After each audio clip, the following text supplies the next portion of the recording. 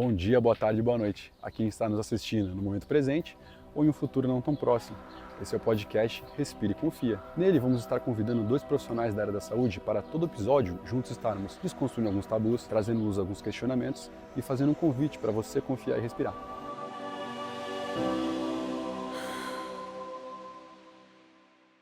Esse podcast, ele surgiu no meu dia a dia, né? Essa ideia veio no meu dia a dia à frente da Bem Viver. Bem Viver é um hospital psiquiátrico, onde nós contamos com 48 leitos, trabalhamos com internação e consultas ambulatoriais.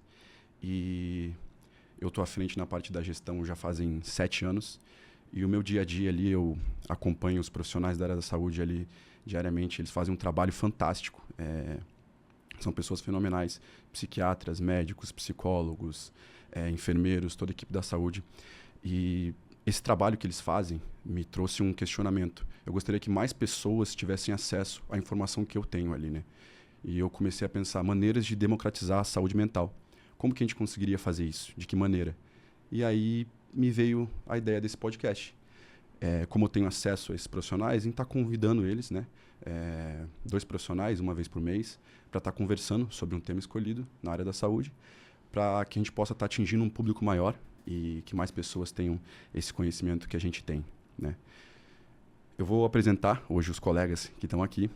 Vou começar com César Caruso Goulart, médico psiquiatra, pós-graduado em dependência química, pós-graduado em perícias médicas, especialista em psicoterapia, mestrando em gerontologia.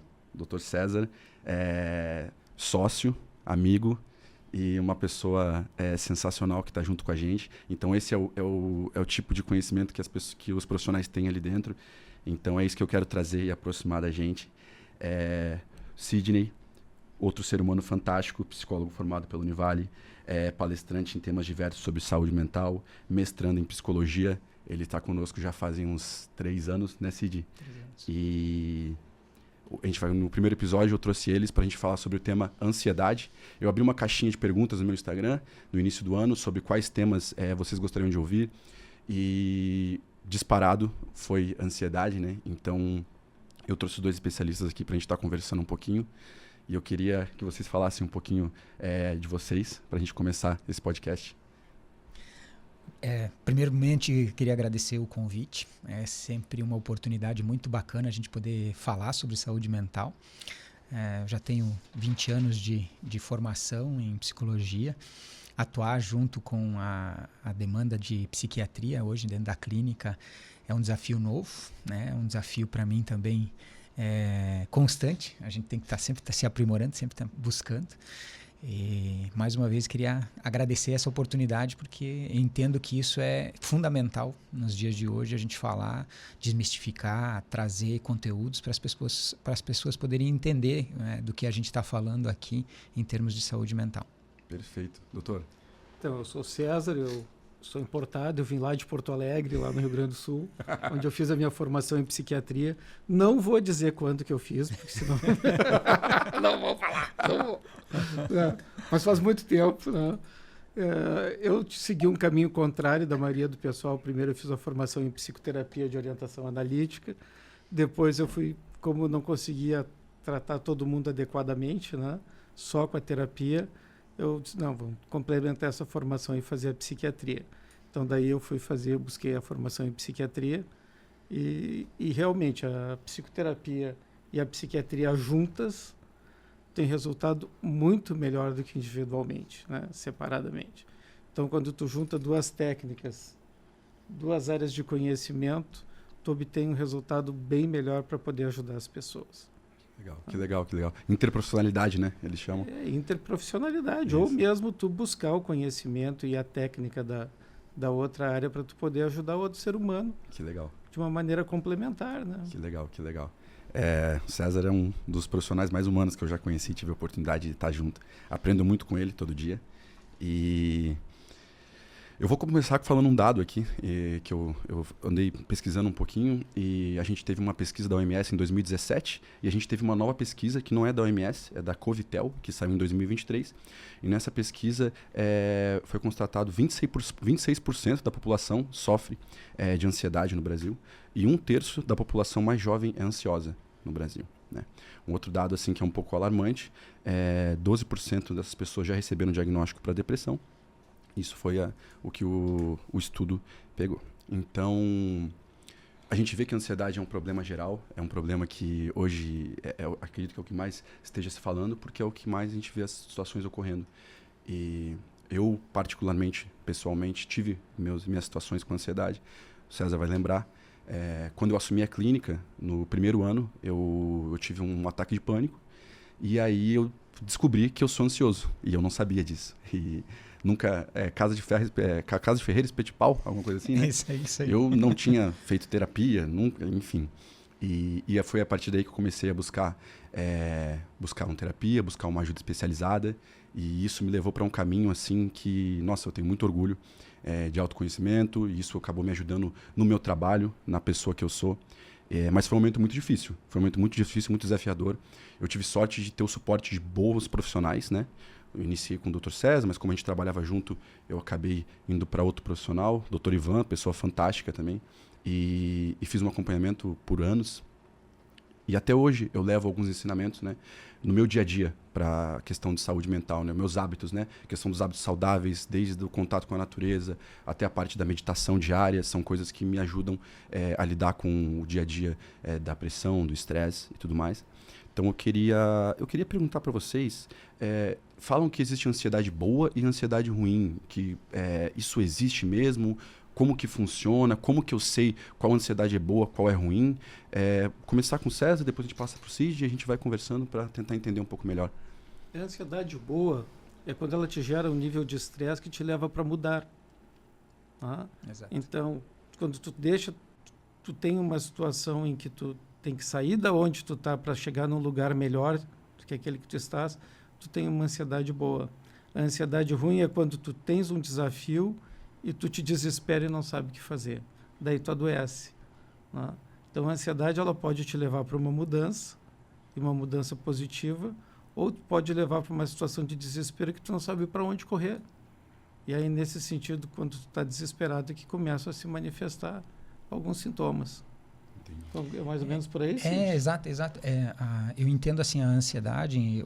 Ela é hoje um grande desafio porque a gente vive numa sociedade muito acelerada, né? Todo mundo é muito agitado. E essa divisão que a gente acaba fazendo, né, meio didática, dizer é bom ou ruim, é muito de contexto. Uma coisa é você falar assim, olha, eu estou ansioso porque tenho uma viagem para fazer e ficar um dia sem dormir direito.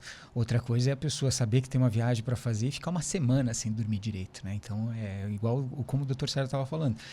Se você vê alguma coisa que te motiva para a ação, a gente pode dizer que sim, a ansiedade tem um aspecto positivo que é inerente, é uma emoção humana. Agora, quando ela fica desproporcional, aí a gente começa a ter os casos em que a pessoa vai começando a adoecer. Então, são questões que são complementares, né? A gente precisa olhar sempre a ansiedade como algo que é inerente ao ser humano. Não existe alguém que vai ficar sem ansiedade, zero, a ansiedade não existe. Mas esse direcionamento de, em alguns momentos, mover para uma ação positiva e em outros momentos ser extremamente paralisante porque te impede de fazer algo, né? Porque se torna patológico. É interessante, eu sempre brinco que assim, ó, a gente tem no castelo, nosso castelo pessoal, e a gente cria os nossos fantasmas e passa a se assombrar com eles. Então, tu passa a ter medo de coisas, de situações que podem... Tu cria na tua cabeça situações ou eventos que não aconteceram e que provavelmente não vão acontecer. Mas tu passa a viver em função daquilo e passa a criar expectativas e criar medos em função de coisas que nem aconteceram. Né? Então, ele falou agora da viagem, né? Como é que vai ser a viagem? Vai dar certo? Eu vou chegar no horário? Aí esse cara é muito ansioso, ele já prepara tudo uma semana antes, aí já sai, chega um dia antes no lugar com medo, vai fazer um cruzeiro, chega lá 48 horas antes e dorme na fila do navio lá na porta do navio para ver se vai conseguir embarcar. Exato. Porque ele tem medo de perder. Exatamente. Então a ansiedade te leva a criar situações, algumas delas previsíveis e outras imprevisíveis, mas tu vai viver em função daquilo.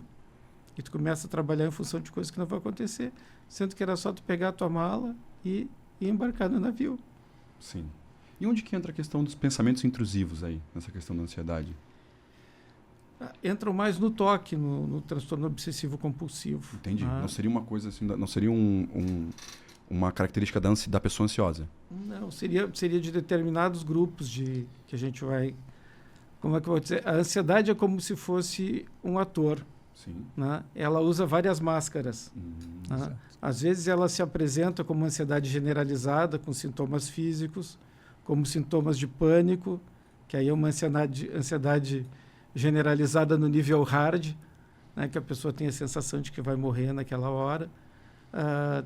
Tem os sintomas obsessivo-compulsivos, que é aquela coisa da pessoa que tem que estar tudo arrumadinho, controladinho, tudo sob controle. Se não tiver tudo sob controle, a pessoa espana. Entendi. Né? Que mais, Cid? Então... eu acho que tem... Quando a gente fala de pensamento intrusivo, a gente já está colocando aquela ansiedade que deixou de ser essa usual e a gente está indo para uma ansiedade que já está se tornando prejuízo para a pessoa.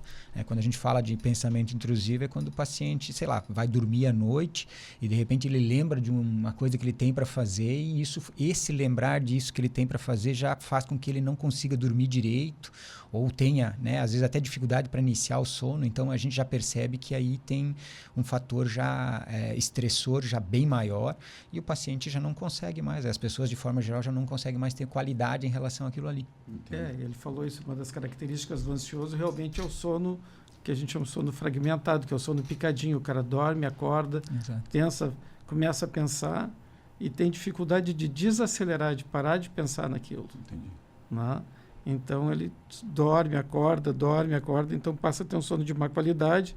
E no outro dia, se tu não dorme bem, quando tu acorda, é como se tu não tivesse dormido. As pessoas às vezes dizem, eu não dormi, faz tanto tempo que eu não durmo. Na verdade, ela dorme, mas não atinge os estágios profundos do sono, que são os estágios que reparam os neurotransmissores, né? Que o cérebro se recupera depois de um dia e se prepara para o outro. Entendo. Eu comigo, que nem eu acabei de comentar, né? Eu tive momentos de ansiedade que foi prejudicial, que eu tive que buscar ajuda e acompanhamento. E eu acho que eu consigo dividir bem os momentos de ansiedade e essa ansiedade boa que a gente estava falando, né? Antes de um campeonato de jiu-jitsu, a semana anterior, assim, eu fico assim, meu Deus, meu estômago e não sei o que, já começa a ficar... chega no dia mesmo, na hora, meu Deus. E aí, às vezes, o que eu falei do pensamento intrusivo é que às vezes vem assim na cabeça. Meu Deus, eu vou chegar ali e vou ser finalizado em 15 segundos.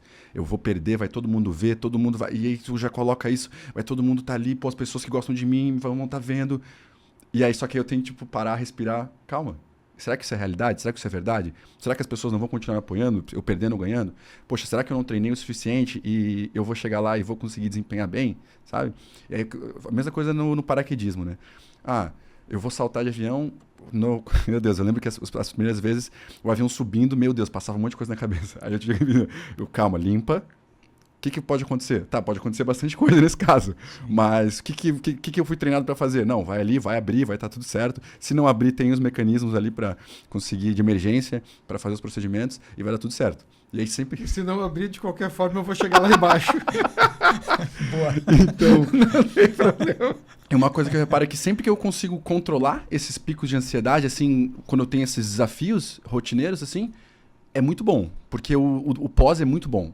O campeonato, independente de eu ganhar ou perder, sempre é muito bom depois. Óbvio, se eu perder não é tão bom. Mas é legal, porque eu me dispus a estar saindo da minha zona de conforto, a estar me desafiando. Poxa, a questão do paraquedismo nem se fala. Quando você posa ali, parece que é um ano de terapia ali em 15 minutos.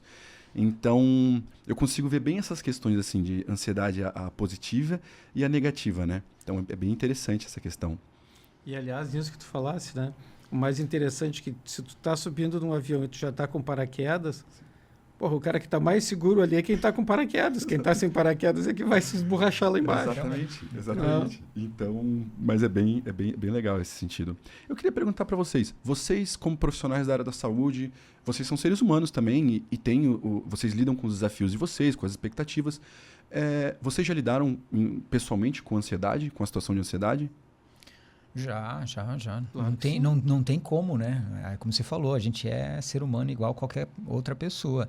É óbvio que talvez... Não sei se é mais fácil ou mais difícil para nós, porque a gente consegue perceber talvez até com mais antecedência ainda aquilo que já está começando a tomar uma proporção maior. Porque a gente não é isento. Não é porque você sabe como é que o mecanismo funciona que você simplesmente vai falar assim, isso não vai funcionar comigo. Funciona sim. A gente também perde noite de sono, porque às vezes está ansioso e tal.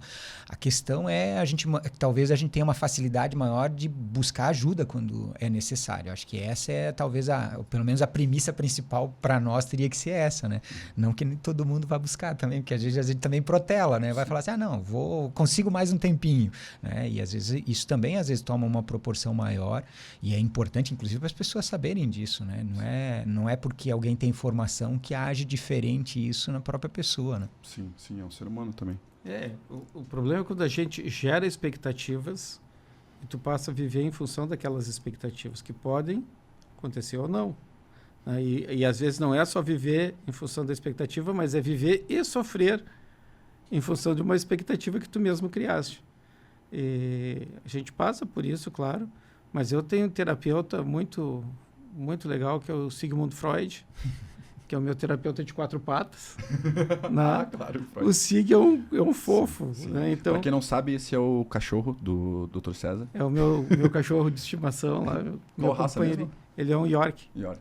Mas o Sig é muito zen. Sim. Então, quando ele vê que eu não estou legal, ele mesmo percebe, ele se aproxima e a gente tem essa interação bacana. Que legal. Né? Então, muito legal. Então, isso é até uma das formas, né? Uma terapia, um cachorro terapêutico. Sim. Né? Sim. É um pet terapêutico, é uma maneira de tu aliviar a ansiedade, tu fazer carinho no cachorro, o cachorro está contigo e tal, alivia a ansiedade. Eu faço terapia, né? Faço acompanhamento hoje com a psicóloga, terapeuta Beatriz, também outra pessoa fantástica, mas eu tenho uma série de rotinas terapêuticas, né? Que começam desde a parte da meditação, a parte de estar sempre em contato com a natureza, trilha, estou sempre buscando esse contato, gosto de acampar. Estou acampando menos do que eu gostaria devido aos compromissos profissionais, mas então, e eu vejo que isso assim, o resultado é muito grande. Eu vejo assim, por exemplo, uma manhã que acorda, medita e eu tenho a minha agenda do dia, eu consigo cumprir todos os compromissos. Nossa, parece que é uma sensação assim de bem-estar, que diferente da quando a gente já acorda aqui, já traz, está numa rotina difícil ali aquele momento. Então, nossa, é muito, muito louco como as coisas acontecem. E é bom sempre buscar isso. Isso que você falou, assim, tem muita gente que tem dificuldade, às vezes, justamente porque tem que fazer sentido para a pessoa. Sim. Não adianta a gente pensar que, em termos de ansiedade, a gente vai encontrar um manual de como isso vai funcionar, porque tem que fazer sentido para aquela pessoa. Não adianta eu dizer assim, escuta música clássica, porque isso vai relaxar, se a pessoa não tem o hábito. Talvez o que para ela vai relaxar é rock. Né? Então, assim, tem que fazer sentido para a pessoa. E isso, às vezes, é uma dificuldade que as pessoas têm, de saber o que é que vai gerar esse sentido. A pessoa vai falar assim, vamos fazer o pet, né? O pet, eu concordo, ter um bichinho de estimação é fantástico, que isso ajuda um monte. Mas vai ajudar para todo mundo? Não vai. O desafio de quem tem muita ansiedade é encontrar aquilo que gere significado.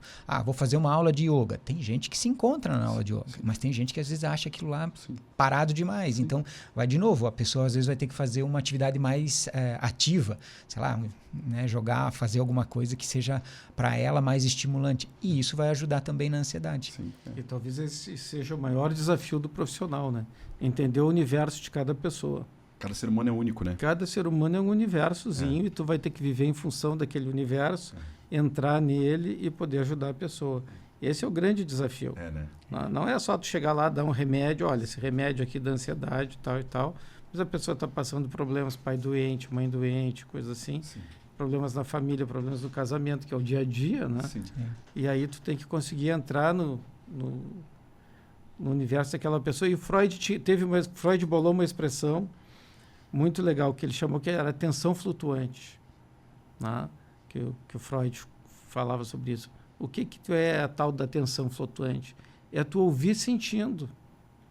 Tu ouvir a pessoa e tentar entrar nos sentimentos dela, perceber os sentimentos dela. Porque cada pessoa consegue imprimir os sentimentos dela na gente, quando a gente fala, né? Às vezes tem gente que chega perto de ti e tu tem sensações boas ou sensações ruins. A pessoa imprime isso na gente. Toda vez que um ser humano entra em contato com o outro, ele imprime, deixa uma impressão na gente, e essa impressão é o que a gente vai poder usar de forma terapêutica. Que legal, que legal. Hoje, A gente vê, né? A sociedade cada vez mais parece que está avançando para essas situações de saúde mental e parece que fica mais urgente por isso que a gente conversar sobre isso e tentar, enfim, buscar maneiras e alternativas, né? Hoje, o que vocês veem como as principais causas e sintomas, assim, da ansiedade na nossa sociedade atual? Eu vejo assim, ó, as pessoas estão acostumadas a querer ter a recompensa imediata daquilo que elas fazem. Tá? É aquela relação direta. Se eu faço isso, eu quero aquilo. Se eu faço isso, eu quero aquilo. Se eu faço isso, eu quero aquilo. E quando essa resposta demora para vir... Que a vida é assim. Ou não vem no ritmo que a pessoa quer, porque nada vem no ritmo que a gente quer. Raras coisas vêm no ritmo que a gente quer. Exatamente. As coisas acontecem como elas têm que acontecer. E não, a gente não tem essa vontade sobre tudo. Sim. Tá? E aí a pessoa se desespera, porque as coisas... Eu estou fazendo tudo certinho e as coisas não acontecem. Calma, vai acontecer, mas não é agora. Sim. E a pessoa não consegue esperar, porque ela busca essa resposta imediata. Né? E só tem uma coisa que traz o alívio imediato de todas as nossas ansiedades, né? Que é a droga. Por isso que muita gente que é ansiosa busca no álcool e busca na droga o alívio da sua ansiedade, que ela não precisava, era só esperar um pouco que aquilo ia acontecer. Entendo. Mas a pessoa não é preparada para isso. Entendi. Acho que tem um fator também que é muito cultural. A gente não tem realmente informação adequada em relação à saúde mental. Então, as pessoas, às vezes, elas se tornam ansiosas, vivem uma ansiedade muito alta e sequer, às vezes, sabem e lidam ainda com preconceito, né? Porque esse é um outro lado da situação, né? As pessoas dizem, mas isso é bobagem, isso é coisa da sua cabeça, você está preocupado só com isso. Então, quando se leva muito para isso, as pessoas acabam tendo até vergonha, muitas vezes, de procurar ajuda, né? Porque se todo mundo consegue lidar bem, por que eu não consigo? Né? Então, isso eu acho que também tem um preconceito muito grande ainda quando a gente fala de saúde mental, falar de psiquiatria, né? Uma coisa é eu falar que eu estou indo no médico, fui no reumato. Eu não sou louco? Exatamente. Agora, vai falar que foi no psiquiatra para ver o que você vai escutar, Vou né? contar uma historinha. A história do médico de louco ainda é muito, né? Tanto psicólogo como psiquiatra. Eu vejo, no contato com as pessoas mais novas, que isso está mudando. Mas, assim, é um longo caminho, né? Mas eu vejo que a geração mais nova até alguns falam com orgulho, não, estou indo no psicólogo. Psiquiatra é um passo a mais já que a gente está trabalhando para quebrar, mas já é um pouco mais desafiador. Eu vou dar um exemplo. Quando eu tive o meu ataque de pânico, eu fui buscar um psiquiatra, fui buscar o Dr. Ivan, era uma clínica que tinham vários consultórios, várias especialidades ali, né? Então, diferentes tipos de pessoas indo ali. Eu encontrei um conhecido da família, eu estava sentado ali, ele, tá fazendo o que aqui? Eu falei, porque para mim é quase que uma obrigação. Como é que eu, à frente de um hospital psiquiátrico, não vou falar que estou indo num psiquiatra? Não faz sentido para mim. E aí eu falei, não, estou indo num psiquiatra aqui. Mas tu não é louco? Assim, juro. Falou com todo assim, falou sem maldade, mas tu não é louco? Eu falei, eu acho que também que eu não sou louco, né? Eu acredito que não, mas vamos ver, tem uma consulta agora. Mas é mais ou menos isso. As pessoas têm essa ideia de que a psiquiatria e a psicologia é coisa para louco. Sim. Gente, louco é menos de 1% da população. É em torno de 0,9% da população vai ter esquizofrenia, que é o que antigamente chamava de loucura. Queria a definição. O resto, tudo é mais ou menos... A gente tem um funcionamento que a gente chama de neurótico, mas é um funcionamento mais ou menos estressado. Fim. Sim. Não tem, todo mundo vai ter estresse. Aqui não existe não ter estresse. É inerente à vida. É inerente à vida, perfeito. Gostei dessa colocação, né? O estresse é inerente à vida. As situações de desafio, né, são inerentes à vida. Então. Agora, o que é, e aí o Cid falou, né? O que é a expressão a expressão fenotípica da nossa ansiedade é como a gente vai responder ao estresse. Situações de estresse nós vamos ter. Sim. Agora, famílias de pessoas estressadas, a gente sabe que tem mais estressados. Sim, Família de ansiosos tem mais ansiosos. A gente tem estudos de população fechada que mostram isso. Sim. Né? E aí, como é que eu vou responder ao estresse? Aí entra a ajuda do profissional, entram técnicas que muitas vezes são não farmacológicas. O remédio ele nos traz um alívio da ansiedade muito rápido, né? Nos traz aquele alívio, mas a médio e longo prazo a gente vai ter as ações não farmacológicas que vão nos socorrer e a gente vai aprender a usá-las em nosso benefício.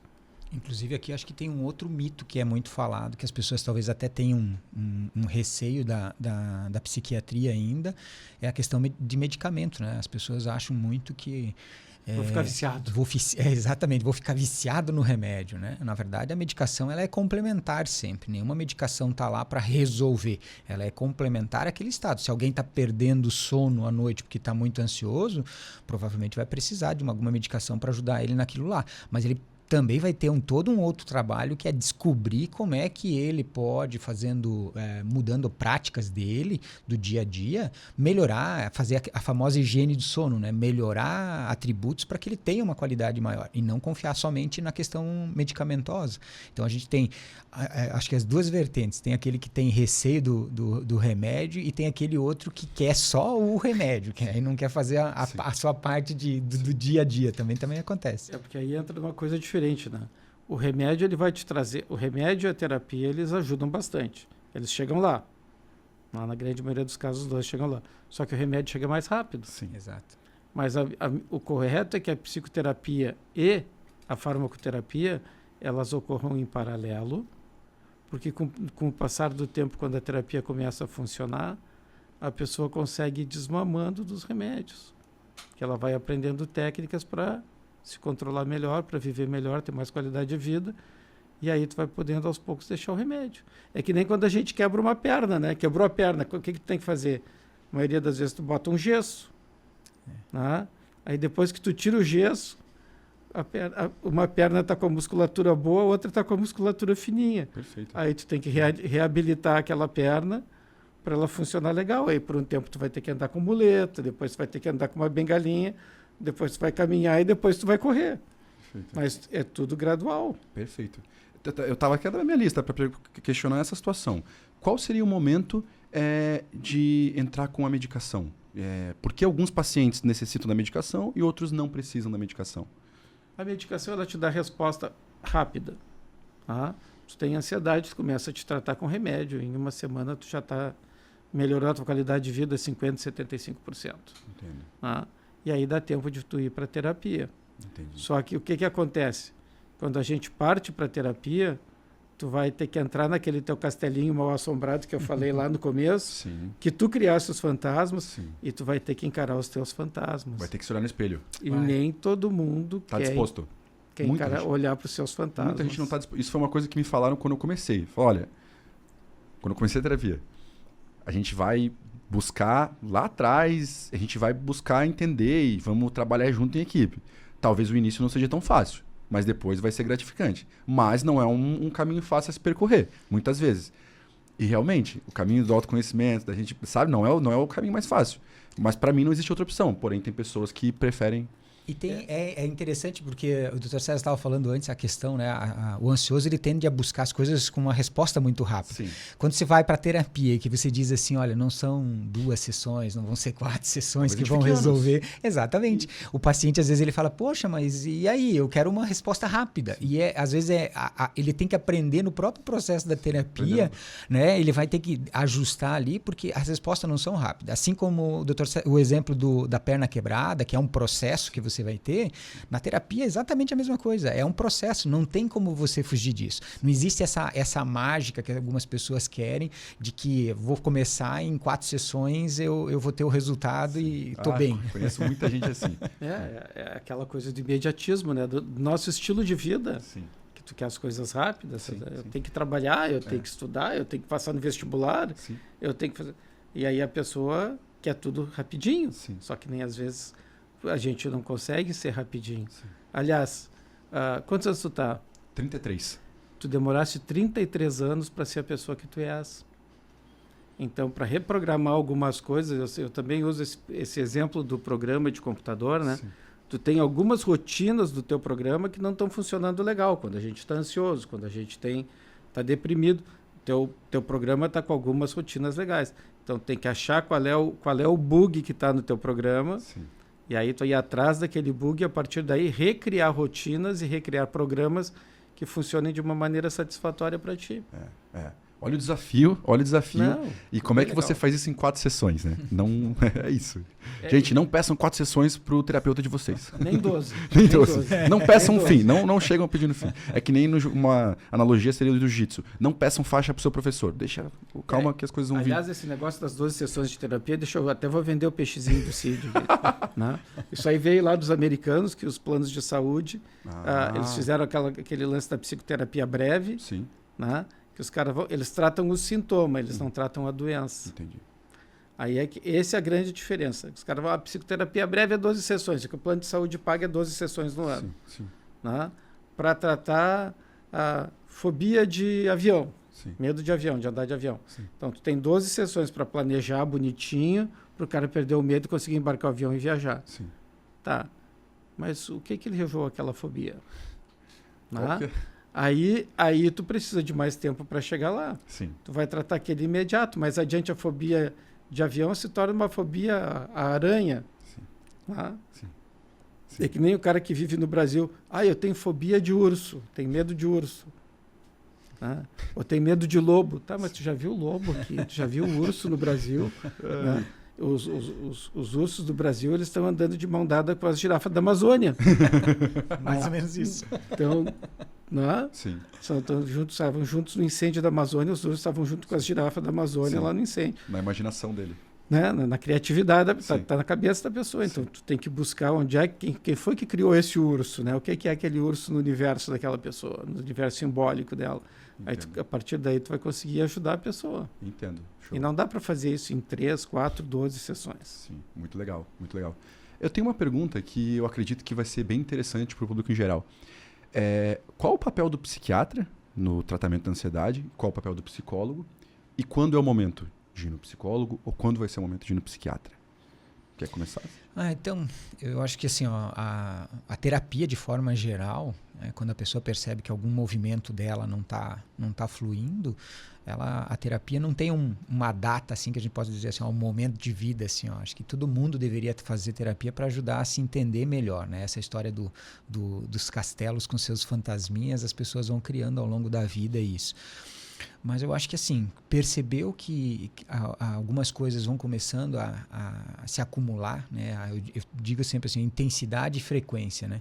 Eu começo a ter repetições na minha vida, eu começo a ter picos de ansiedade, né? Ou eu vejo que eu estou ficando ansioso de forma muito recorrente. Junto com isso, eu começo a ficar mais estressado, daqui a pouco eu estou mais irritado também e tudo isso. A terapia, ela vai ajudar a pessoa nessas fases mais iniciais. É óbvio que a gente, muitas vezes na terapia, a gente vai indicar também exatamente a continuidade disso. Olha, você chegou aqui, o teu grau de ansiedade já está fazendo com que você tenha dificuldade para dormir, ou você já está tendo alguns picos de ansiedade muito intenso. Prejuízo na vida social. Exato, exato. O próprio terapeuta ele vai indicar, olha, você precisa ir a um psiquiatra porque vai precisar ir complementar isso. É parceria. É terapia e a parte da psiquiatria tem que andar junto. É um trabalho em equipe, bate bola. Mas total. Eu vou até um pouquinho mais adiante, porque eu falei antes, bem no começo eu falei de neurose, de psicose, né? Então, qual é a diferença do neurótico e do psicótico? Como é que eu vou saber se a pessoa é esquizofrênica, tem um funcionamento psicótico ou se ela tem um funcionamento neurótico? Então, vamos voltar para as girafas da Amazônia, né? Se eu digo assim, a Amazônia está pegando fogo e está morrendo as girafas. Aí o cara vai pensar, porra, mas a Amazônia é uma floresta fechada, né? A Amazônia não tem como uma girafa andar sem bater com a cabeça na árvore. A Amazônia não vai ter espaço para correr, não vai ter, né? Sim. Então, tu vai ver assim, não, a girafa está na África. Então, a diferença da psicose para a neurose é que na neurose tu tem a crítica. Tu consegue assim, não, peraí, girafa na Amazônia tem alguma coisa que não dá certo. Girafa não tem na Amazônia, então também não nada em piscina. Não está fazendo sentido. A coisa não faz sentido. O neurótico tem essa distinção. A gente percebe que a coisa não está errada com a gente. Tá? Já o psicótico, olha, a girafa da Amazônia, o cara disse assim, tem na Amazônia, inclusive tem aqui na sala, e ela está do teu lado. E tem um monte de girafinha do lado, abraçada nos ursos. Sim. O psicótico, ele percebe aquilo como sendo realidade. Ele perde a crítica da realidade para uma coisa que é criada na cabeça dele. O neurótico consegue fazer essa diferença. A gente percebe, por exemplo, uma pessoa com toque. Tu percebe que aqueles rituais de organização, de limpeza, de arrumação estão atrapalhando a tua vida, mas tu não consegue parar. E aí tu vai buscar ajuda. Então, já o psicótico, as coisas acontecem e para ele aquilo é normal, aquilo é a realidade que ele vive. E ele não consegue distinguir entre uma coisa que é criada na cabeça dele e uma coisa que é real que está acontecendo. Entendi. Como que, me diz uma coisa, como que um leigo pode ajudar uma pessoa com ansiedade? Qual que seria o papel, né, do familiar? Vamos dar um exemplo aqui. Meu filho, meu pai, minha mãe, minha irmã, ele está nesse movimento de ansiedade e ele até, de repente, ele chegou e buscou ajuda. Mas vamos dar um exemplo. Hoje em dia a gente sabe que a espera, às vezes, para conseguir uma consulta, um mês e meio. E ele conseguiu uma consulta para daqui a um mês e meio. O que eu, como familiar, posso fazer para ajudar essa pessoa? Acho que uma das principais coisas é não menosprezar o sofrimento que a pessoa tem, porque em relação à ansiedade as pessoas tendem a minimizar muito isso, achando que aquilo lá é só coisa da cabeça da pessoa. E na verdade, como a gente está falando aqui, gera sofrimento. Sim. Quem passa por isso não está confortável, a pessoa não está indo buscar ajuda porque resolvi hoje consultar um psiquiatra agora porque nunca tinha consultado antes. Não, a pessoa está em sofrimento.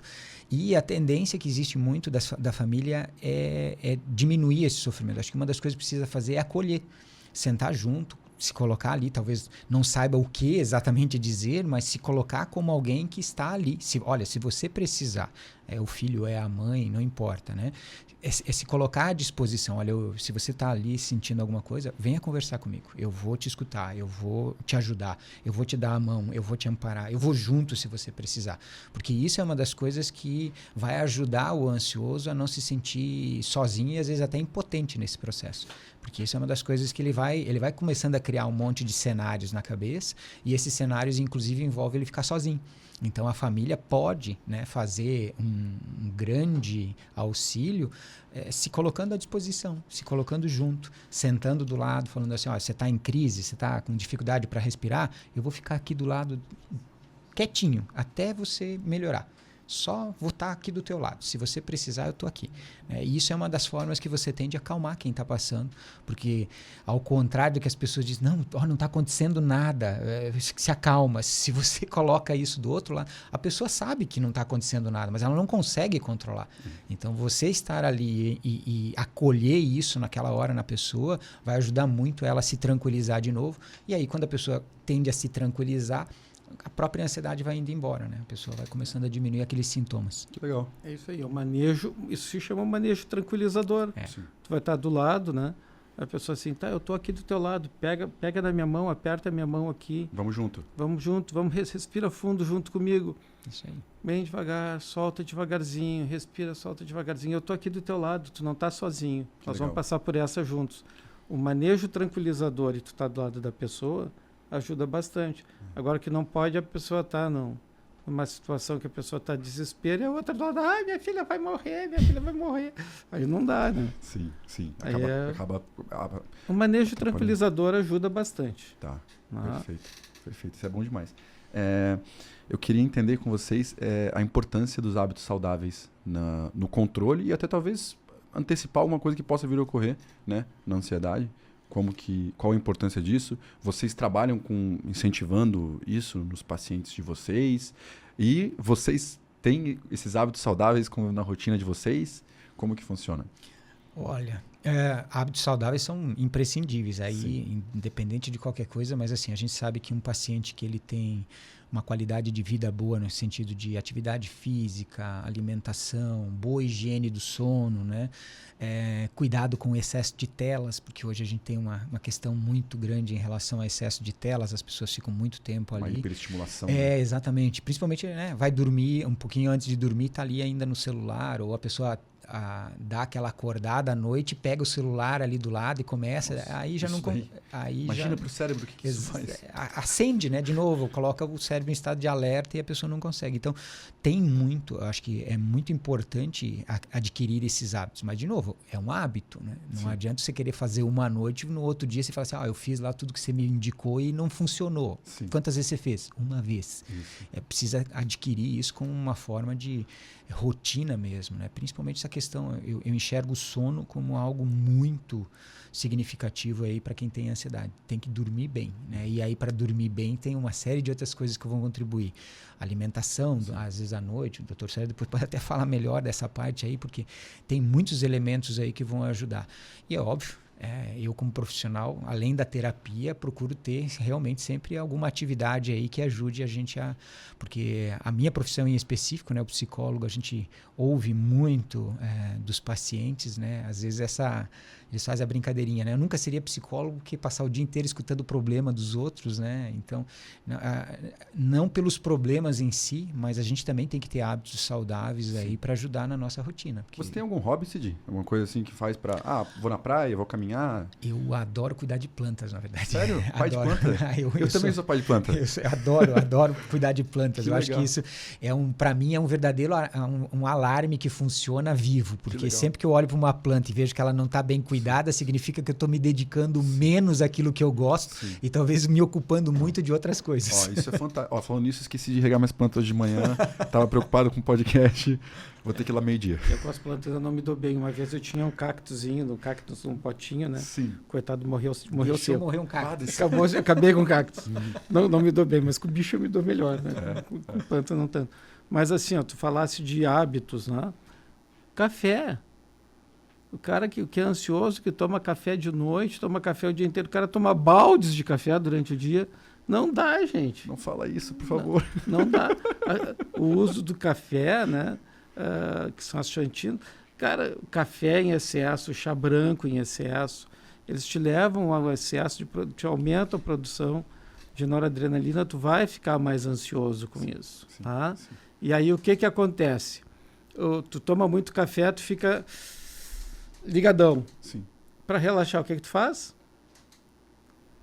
Vai fumar um cigarrinho, porque a nicotina relaxa. Graças a Deus isso não me pega. Então, café e nicotina são uma dupla perigosa, desgraçada, né?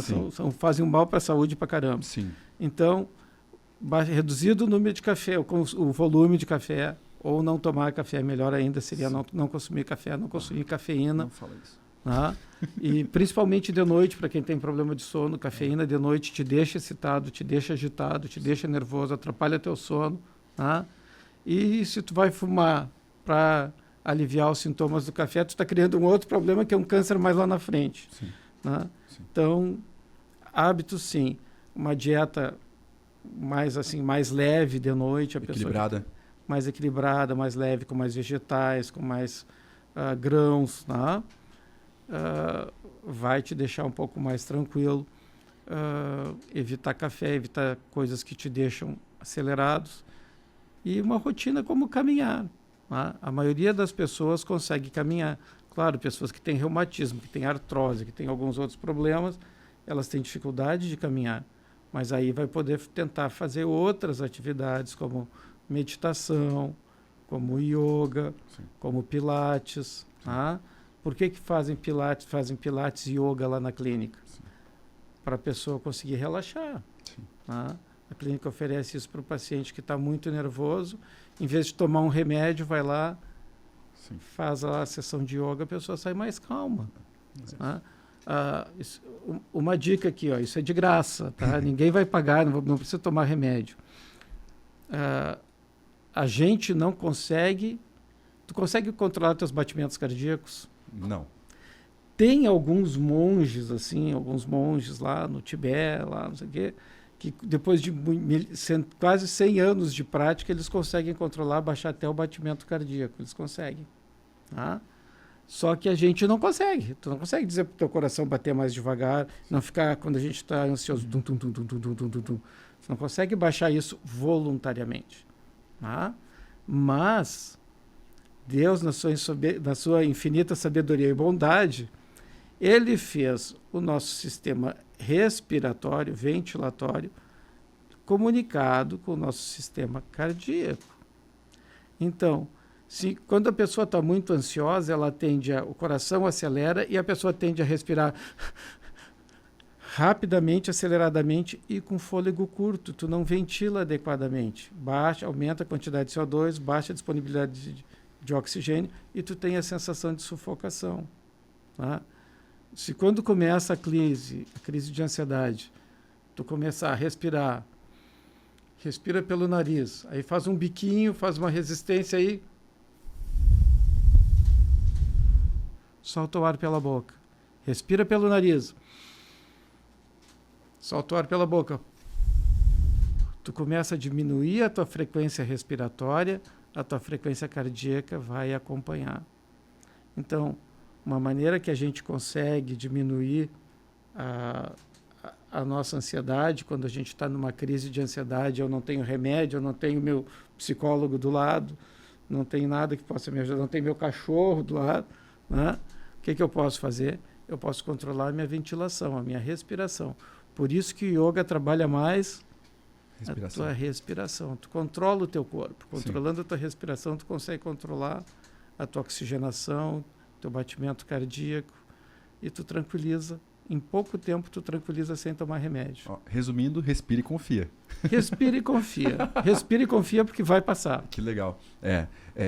A gente vê, alguns profissionais assim que e sempre envolvem, hoje em dia tem vários estudos sobre técnicas de respiração, né? E como que isso consegue te ajudar em momentos. Sim. Eu sei porque, por exemplo, tem o método Wim Hof, que ele é o precursor da questão da banheira de gelo e dos benefícios que isso traz. E ele traz bastante essa questão de não só da banheira de gelo, mas dos métodos de respiração enquanto está utilizando a banheira de gelo e tudo mais, e como que isso influencia no corpo. Eu, pessoalmente, faço uso dessa técnica e, para mim, nossa, o resultado é fantástico. Meu Deus do céu, é fantástico. Eu nunca tinha dado tanta atenção para determinadas coisas como com a pandemia, a gente passou a ver umas realidades um pouco diferentes. Sim. Né? Então, só para vocês terem uma ideia, tem uma reza judaica que eles chamam Modeh Ani Kol Boker. Agradeço-te, Deus, pela manhã. Né? É a primeira oração que o judeu faz quando acorda o dia, o praticante. Agradeço-te, né? A Deus pela manhã? Pela manhã, por esse dia. Legal. Mas aí que tá, eu agradeço pelo ar que entra nos meus pulmões. O que aconteceu com as pessoas que morreram na pandemia? Não tinha o fôlego da vida, né? Sim. O ar que é o fôlego da vida. Então, assim, a primeira coisa que a gente fazia de manhã, agradecer por eu estar vivo, estou respirando, mais um dia. Sim. E vamos embora, vamos tocar a luta. Tu não precisa rezar, mas tu pode agradecer. Sou grato por estar vivo, por estar respirando, pela minha vida. Fantástico, fantástico. Concordo plenamente, né? Isso te ajuda, né? Isso te conecta com aquilo que está em volta de ti. Né? Principalmente porque o ar é o que nos envolve. Sim. Né? No momento que tu agradece por estar vivo, por estar respirando, pela água que tu toma, pela comida que tu come, né? Por mais um dia de vida, aí tu já começa o teu dia mais tranquilo. Já começa ele presente, né? Na presença, né? Isso é importante, porque às vezes a gente vê que, meu Deus, começa o dia, daí já pega o celular, aí já tem 15 ligações, aí já tá indo, aí já tá correndo, já tá atrasado, aí já não comeu, aí já e vai indo, e a vida vai acontecendo e tu tá sempre correndo, quanto não, calma, vamos respirar, vamos agradecer pelo que tá acontecendo por hoje, pelo momento presente e vamos seguir. Sabe? É essa conexão, né? Eu acho que quando uma pessoa ansiosa ela se reconecta, que eu acho que é uma das questões que aparece muito, é justamente ela começar a entender. Ela está no controle. Sim. Quando você está numa crise de ansiedade, uma das coisas que é mais ruim é a pessoa se imaginar não estando no controle. Sim. Então ela fica à mercê. Daí todo mundo começa a olhar para ela, né? E ela não quer isso. Então, uma das coisas que se faz quando se faz um exercício como esse, né? De você agradecer, é você se reconectar. Sim. Você está olhando de novo para aquilo que gera significado em você. E às vezes ter um momento como esse, né, de parar. Só o fato de você parar e respirar, isso já é uma reconexão. Você de novo está olhando e falando, pera, não está acontecendo realmente nada. Deixa eu me centrar de novo. Deixa eu olhar para mim e ver aquilo que tem significado nesse momento. Coisas bem simples quando você faz nesse momento fazem toda a diferença para a pessoa. O ato de respirar, o ato de estar consciente daquilo que está fazendo, volta ela de novo à sensação, pera, estou no controle. Isso faz a diferença. Legal. E talvez a grande coisa disso tudo seja a gente entender que essa reconexão que ele falou, que eu sou parte de um troço, de um todo, Sim. né? de um sistema todo que se chama planeta Terra, com essa vida, com essa atmosfera que tem tudo aqui, Sim. e tu te harmonizar com isso. Sim. Né? Essa quebra dessa harmonia que a gente tem com o nosso meio ambiente, ou por causa do trabalho, excesso, ou por causa do estudo em excesso, ou pela vida corrida, né? Todas as coisas, tu te desarmoniza com o teu meio. Sim. E aí tu passa a funcionar mal, né? Buscar te harmonizar. E aquela coisa que nós falamos esses dias, né? Que a vida tem ciclos. Sim. Né? Sim. São Aí fases, momentos, né? A pessoa às vezes está vivendo uma relação, um casamento que está horroroso e tal, e tu não consegue terminar aquele troço e tu enxerga a relação se decompondo na tua frente, mas tu fica inventando desculpa para manter. Sim. E aquele casamento já não existe mais. Tem que entender que o casamento não deu certo, bola para frente, conheceremos outras pessoas no meio dessa jornada, tá? E aí é que entra a gente poder trabalhar nossos lados pessoal e buscar ajuda, né? É isso. Aproveitando nessa questão de vocês poderem trabalhar, e você falou de significado um pouco, eu queria fazer uma pergunta para vocês. Por que vocês escolheram a profissão de vocês, né? Começar contigo, César, depois a gente vai pro Cid. Vamos lá. Por que daí de médico, terapia e foi para psiquiatria? O que te levou a essa profissão maravilhosa, que eu sou um admirador fantástico dela? Eu pensei em fazer, primeira coisa na faculdade, todo mundo passa, quando está na medicina, tu passa por áreas, né? Quer fazer cirurgia plástica. Eu estava assim, eu tinha radiologia, que é uma área que eu gostava, que eu gosto ainda, gosto muito, radiologia, e oftalmologia, que são duas áreas que eu acho muito legais na medicina. Gosto muito disso. Então, ainda acho cirurgia plástica fantástico. Sim. Só que era habilidade manual que eu tinha que desenvolver. Eu sou muito lento para operar, não tem como ser cirurgião. Sim. Né? E no terceiro ano da faculdade teve na disciplina de psiquiatria, o agora falecido Dr. Elis Busnello, que foi um cara fantástico, um cara que sabia muito a medicina, né? Psiquiatra. Ele fez um concurso nas turmas lá, né, de fazer um trabalho relacionado à psiquiatria. E na ocasião eu fiz um trabalho sobre a síndrome da criança espancada, que correlacionava a radiologia com a psiquiatria, né, que era uma das minhas áreas de interesse, a radiologia, mas não pensava tanto na psiquiatria. Sim. E o meu trabalho ganhou um prêmio lá, eu ganhei um CID 10 que eu tenho até hoje autografado pelo Busnello, que está lá legal. em casa. Que legal. Né? E aí eu comecei a me interessar. Falou, e eu vi que era uma área legal. Opa! E comecei a me interessar. Daí que legal. Acabei indo para psiquiatria. E o resto é história. Que legal. Perfeito, doutor. Cid. Então, na verdade, olha, foi até inusitado. Eu vim fazer, quando eu vim para Balneário Camboriú há 20 e tantos anos atrás. Você é do Paraná, né? Sou paranaense. Eu tinha um amigo meu que ele estava fazendo vestibular e tudo isso, e eu trabalhava na época. E aí ele meio que desistiu. Ele falou assim, acho que não vou fazer mais. Eu falei, não, vou junto contigo, vamos fazer o vestibular junto. Daí ele falou, tá, mas o que tu vai fazer? Eu falei assim, olha, vou fazer psicologia porque é uma área que sempre me chamou bastante atenção. Mas sem fazer vestibular, já fazia 6 anos que eu tinha encerrado o ensino médio, então já fazia um tempo que não estava estudando. Para minha surpresa, passei em primeira chamada e aí me apaixonei ainda mais pela psicologia, né? Que legal. O primeiro semestre de psicologia, quando eu comecei a ver o que a gente podia fazer, foi muito legal, assim. E aí, eu imagino. O restante é, de novo, né? É história, porque foram muitas experiências legais que eu tive. Ainda na graduação, eu fui aluno bolsista, então comecei com um projeto de pesquisa já no 3º período da faculdade, então eu sempre fui muito atuante dentro dessa área. Que legal. Pesquisei autismo numa época que não se falava de autismo, há 20 e tantos anos atrás, era bem pouco que se tinha, e hoje a gente tem aí uma linha de estudo muito grande dentro dessa área. Então, a psicologia é apaixonante. Sim, com certeza. Eu tenho uma admiração muito grande pelo trabalho de vocês, da psiquiatria, da psicologia, na área da saúde como um todo, né? Eu entrei... É um assunto para outro podcast, porque é muito longo de eu ter entrado, né, na área da saúde, mas na parte da gestão, né? E, enfim, o podcast, a ideia veio de ver e observar e admirar vocês tendo os debates em relação a diagnósticos, diferentes tipos de tratamentos, como lidar com família, como não lidar. E até vou contar aqui, essa admiração foi tão grande que eu sempre tive uma vontade, poxa, mas eu ficava me colocando assim, mas acho que agora não dá, eu já tenho uma idade X, eu tenho muito trabalho, eu não consigo fazer, eu acho que não vou dar conta de conciliar, mas esse ano, enfim, eu resolvi quebrar esse paradigma que eu tinha e eu comecei a fazer a faculdade de psicologia na Univale, estou fazendo, e tu falou do primeiro período e eu estou sentindo exatamente isso. Estou assim, bem contente, está bem desafiador, porque é bastante coisa, bastante estudo, mas estou gostando bastante ali do que é feito. A coordenadora, a Luciane Gobo, pessoa fantástica. Começou isso porque a gente está abrindo estágio para psicologia, né? Estágio obrigatório ali na clínica, então, enfim.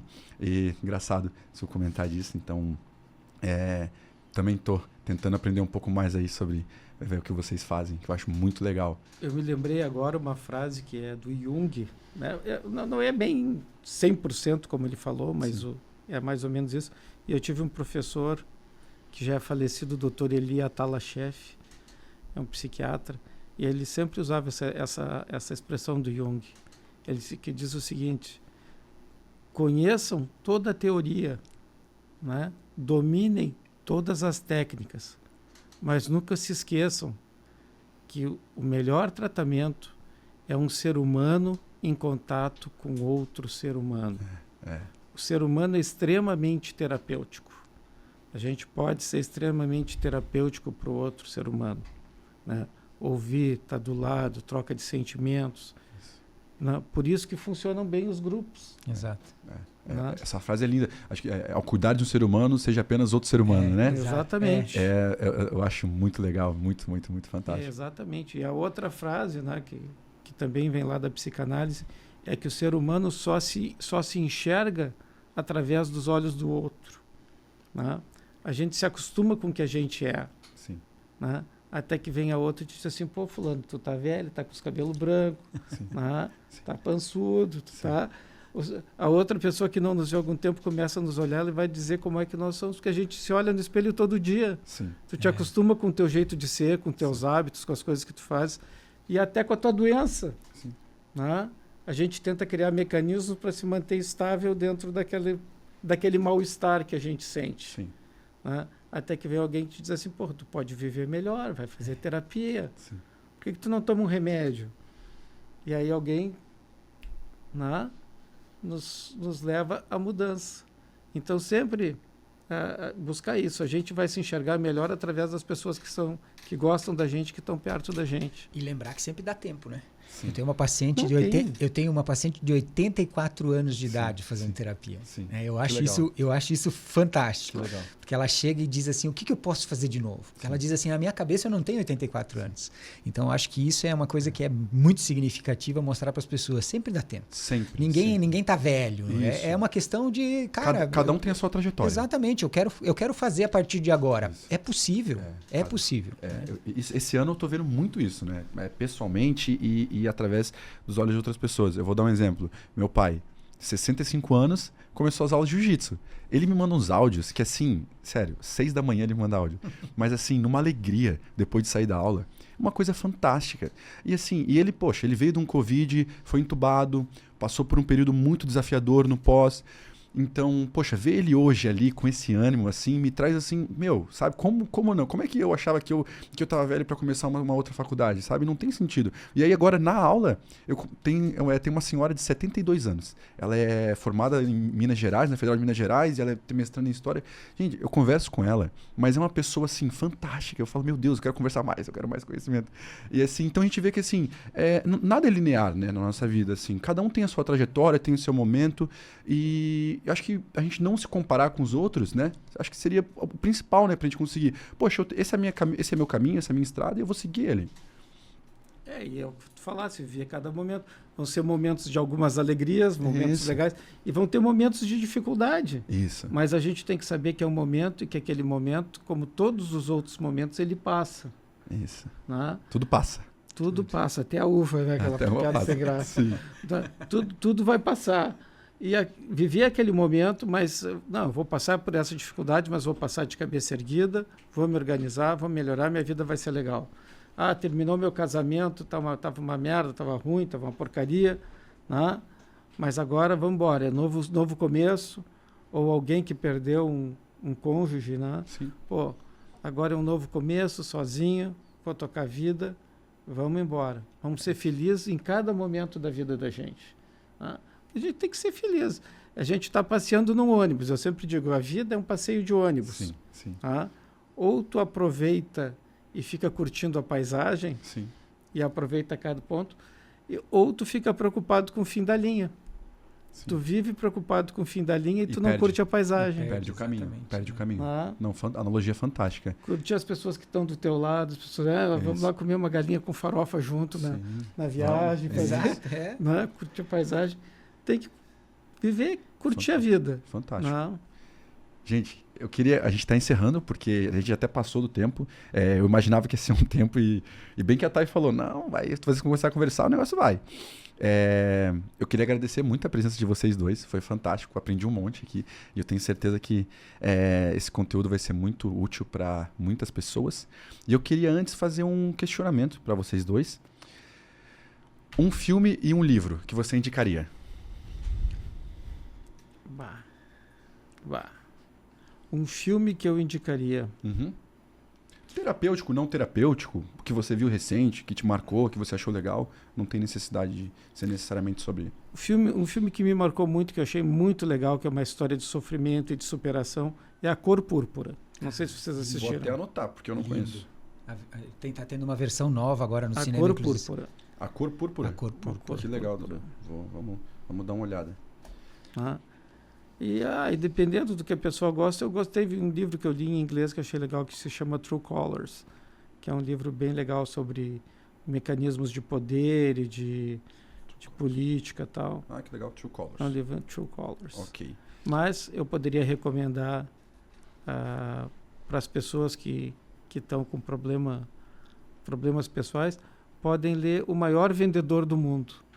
O maior vendedor do mundo? Que é um livro bem legal, que embora o nome seja O Maior Vendedor do Mundo, não é de técnicas de venda. Sim. Né? Muito legal. Perfeito. Cid? Tem um filme chamado Sociedade dos Poetas Mortos. Também Nossa, esse filme é fantástico. Esse legal. filme é muito, fantástico. muito legal. Legal. Eu acho ele que tem uma história ali de você não se conformar com as coisas e Sim. lutar e tudo, que eu acho que é muito bacana. Ó, o pessoal 25 menos talvez não conheça, vale muito a pena. Mas é muito bom mesmo.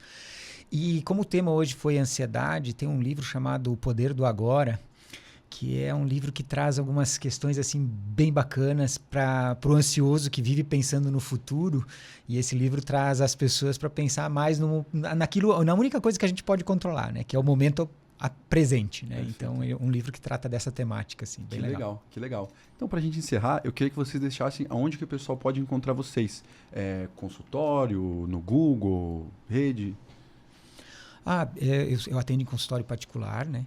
Mas se jogar meu nome no Google, vai aparecer lá o endereço certinho, aparece tudo certinho. Sidney, pessoal. Isso. Sidney Mantei. Sidney Mantei, com TH. Isso. Show de bola. Perfeito. Doutor, Eu atendo lá na clínica, né? O consultório na clínica Bem Viver. para quem estiver ali na região de Balneário. E tem meu consultório particular em São João Batista. São João Batista. Estamos cobrindo quase o estado inteiro. É que falta tempo, senão tinha mais consultório aí.